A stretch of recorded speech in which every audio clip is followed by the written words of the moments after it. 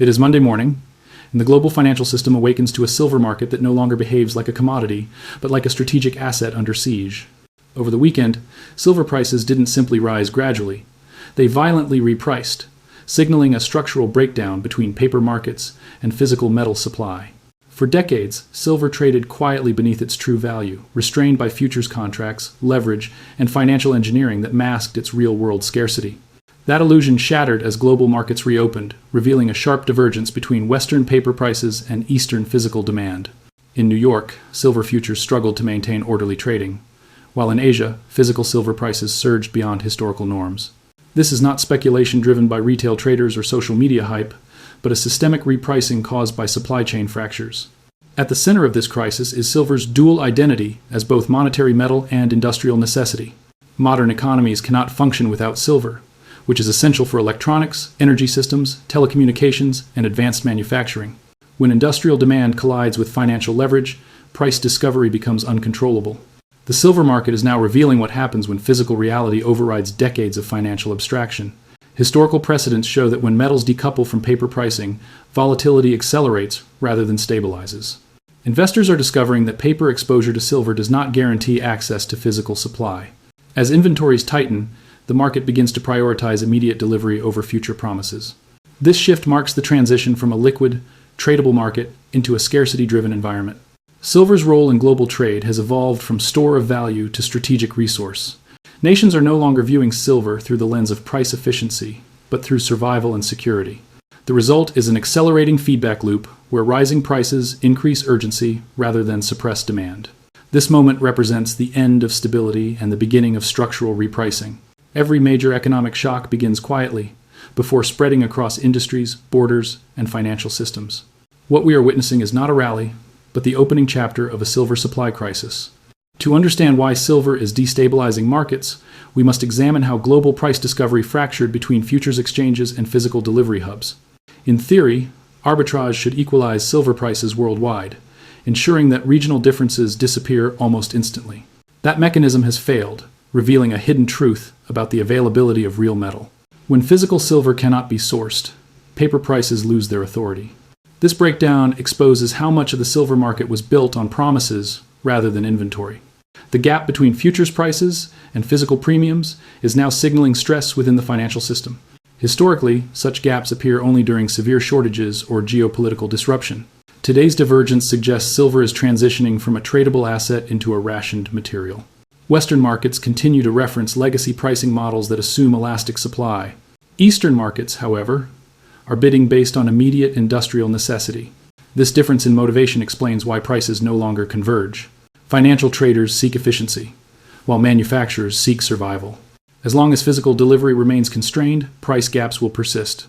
Silver's price is no longer set by speculation, but by competition for limited supply. This dynamic places intense pressure on institutions holding short positions. When shortages intensify, shorts are forced to buy at any available price. The resulting feedback loop accelerates volatility across global exchanges. Price spikes become structural rather than temporary. Markets are now discovering silver's true marginal cost. This repricing marks a fundamental shift in how silver is valued worldwide. The silver shortage is not confined to trading desks. It is spreading rapidly through industrial supply chains that depend on just-in-time delivery. Manufacturers across energy, electronics, and transportation sectors are encountering procurement delays that were previously considered impossible. Silver is not easily substituted, making shortages immediately disruptive rather than gradually manageable. Unlike other metals, silver's conductivity and chemical properties cannot be replicated at scale. As inventories shrink, industrial buyers are forced to compete directly with financial participants. This competition introduces urgency into a market that once relied on predictable logistics. The shift has transformed silver purchasing into a strategic priority rather than a routine expense. Corporations now evaluate silver access as a matter of operational continuity. When factories cannot secure silver, production schedules begin to fracture. These disruptions cascade through downstream industries, magnifying economic impact. The solar industry stands at the epicenter of this demand shock. Advanced photovoltaic technologies require significantly higher silver input per unit. As global energy transitions accelerate, silver consumption rises structurally. Governments have underestimated how quickly green energy policies tighten silver supply. Energy security and silver availability are now inseparable. Industrial demand does not respond to price signals in the same way speculative demand does. Even at elevated prices, manufacturers must continue buying to survive. This creates a price floor that continuously ratchets upward. Once industrial demand dominates, traditional market corrections fail. Silver's transformation into a critical industrial choke point is now complete. As industrial demand tightens supply, financial institutions face mounting pressure from positions built during decades of assumed abundance. Banks that once treated silver as a low volatility instrument are now confronting rapid price acceleration. Short positions that appeared safe under stable conditions become existential threats during supply shocks. Risk models calibrated for gradual movements fail under abrupt physical scarcity. The silver market is exposing vulnerabilities embedded deep within modern financial architecture. When price gaps expand, margin requirements rise, and liquidity evaporates. Institutions must choose between covering losses or risking systemic exposure. Forced buying amplifies volatility rather than containing it. This behavior transforms orderly markets into unstable feedback systems. Silver is revealing how leverage magnifies stress during supply-driven repricing. Financial contagion emerges as losses spill across correlated assets. What begins as a metal shortage evolves into a balance sheet crisis. Banks attempt to hedge exposure, but hedges depend on accessible supply. When hedging fails, losses cascade rapidly. Confidence erodes as institutions question counterparties' ability to deliver. Trust, the foundation of financial markets, weakens under persistent uncertainty. Silver's volatility is now a proxy for systemic risk. Investors watch closely, aware that metal shortages often precede broader disruptions. The stress visible in silver markets may foreshadow instability elsewhere. What unfolds next will test the resilience of the global financial system. As financial stress builds, governments begin to recognize silver not as a market anomaly, but as a strategic vulnerability. Resource security has quietly replaced price stability as the primary concern for policymakers. Silver now sits at the intersection of economic resilience, industrial capacity, and national security. Unlike oil or gas, silver cannot be rapidly scaled through emergency production. Years of underinvestment have left mining output inflexible in the face of sudden demand. Strategic stockpiles that once cushioned shortages were liquidated during previous decades. Governments assumed global trade would always supply what domestic production could not. That assumption is now being tested under geopolitical strain. Export controls and national priority policies are fragmenting the silver market. Countries are increasingly willing to secure supply at the expense of global efficiency. This shift accelerates regional price divergence and reduces available float. Western economies discover that financial dominance does not guarantee material access. Control of physical resources is regaining importance over control of financial systems. Silver has become a quiet battlefield in global economic competition. Decisions made decades ago about outsourcing and specialization are now resurfacing as risks. Rebuilding domestic supply chains will require time, capital, and political consensus. None of those factors can be deployed quickly enough to relieve current pressure. As a result, scarcity persists regardless of short-term policy interventions. The market is entering an era where national interest overrides price signals. Silver's repricing reflects a deeper shift in how nations define economic security. As governments reposition, investors confront a crucial realization about how silver exposure truly functions during systemic stress. Not all silver investments behave the same when physical supply becomes constrained. Paper instruments depend on trust, liquidity, and orderly market functioning. Physical silver depends only on availability and ownership. During scarcity, this distinction becomes decisive. Exchange-traded products track prices under normal conditions, not during supply failure. When delivery breaks down, settlement terms favor cash over metal. Investors expecting ounces may receive currency instead. This creates a silent transfer of purchasing power. Cash settlements lock in outdated prices while physical markets continue repricing. The result is divergence between perceived gains and real-world replacement costs. Holders of paper silver face counterparty risk at precisely the wrong moment. Physical holders face volatility, but not default. Ownership structure matters more than entry price. Allocated metal removes reliance on intermediaries. Unallocated claims convert investors into unsecured creditors. In crisis conditions, unsecured claims are last in line. This reality reshapes how sophisticated capital views silver exposure. Risk management shifts from price optimization to asset certainty. Silver becomes less a trade and more a form of insurance. As scarcity deepens, price behavior shifts from rational trading patterns into reflexive momentum driven by urgency rather than valuation.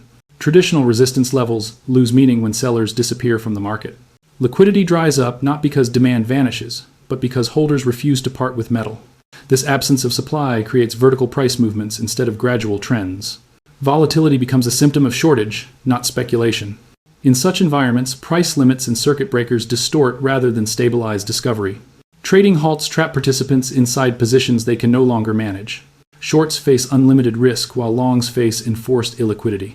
Each reopening resets pressure rather than relieving it. These mechanics favor physical holders over financial traders. When exchanges freeze, off-exchange markets take over. Private deals, direct contracts, and negotiated delivery replace screen-based trading. This migration accelerates the irrelevance of paper benchmarks. The quoted price becomes a reference, not a clearing mechanism. Physical premiums expand independently of future settlements. This decoupling undermines confidence in centralized exchanges. Market participants begin to price silver by availability, not by ticker. The structure of the market itself is transforming. What remains liquid is trust-based paper, not metal. Silver is transitioning from an exchange-traded commodity into a privately rationed resource. As exchanges lose influence, attention shifts toward producers who control silver at the source rather than at the trading screen.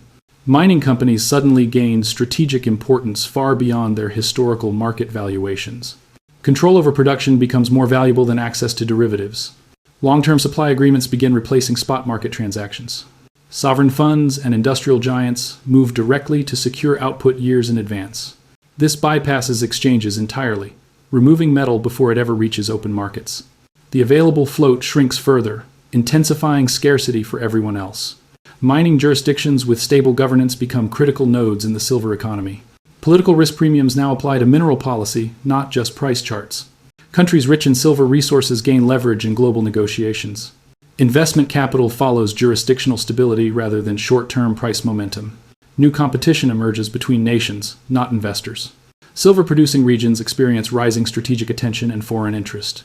Governments reconsider royalty structures, export policies, and national interest clauses. Resource nationalism resurfaces under the pressure of scarcity. The balance of power shifts toward those controlling extraction and refinement. This realignment challenges decades of globalization assumptions. Markets adapt slowly, but physical supply reallocates immediately. The silver trade is fragmenting into bilateral relationships. Transparency declines as private contracts replace public pricing. As transparency fades, public understanding of silver pricing becomes increasingly disconnected from real-world availability. Official prices persist, but they no longer represent the cost of acquiring metal. This gap creates confusion for consumers, investors, and even policymakers. Headlines report one number, while private transactions clear at another. The public market becomes a reference, not a destination. Historical price anchors lose relevance in a rationed environment. Silver's value begins to express itself through access rather than quotation. Those with established supply relationships gain decisive advantage. Late entrants discover that price signals arrive only after availability disappears. This asymmetry rewards preparation rather than reaction. Market psychology shifts from profit-seeking to asset preservation. Participants prioritize certainty over upside. Volatility no longer scares holders. It reinforces conviction. Sharp pullbacks fail to release supply back into the market. Instead, dips are absorbed immediately by unmet demand. This behavior confirms that silver is no longer trading freely. Scarcity has rewritten the rules of engagement. Traditional cycle analysis becomes unreliable. The market now operates on thresholds, not trends. Once crossed, these thresholds permanently reset expectations. As the silver market resets, participants must confront a future defined less by prediction and more by preparedness. Forecasting prices matters less when access determines outcome. Strategies built on timing fail in markets governed by availability. The winners of this cycle are those who secured supply before urgency emerged. Late recognition carries permanent cost. Silver's repricing is not an event but a regime change. Regime changes do not reverse simply because prices appear elevated. Once scarcity is recognized, behavior never fully returns to normal. The market now remembers what it forgot for decades. That physical reality ultimately overrides financial abstraction. Silver's story is a warning for all resource-dependent systems. Efficiency without resilience proves fragile under stress. Financial innovation cannot substitute for material availability. What looks like disorder is actually reprioritization. Value flows toward certainty, not convenience. This shift extends beyond silver, into energy, food, and technology.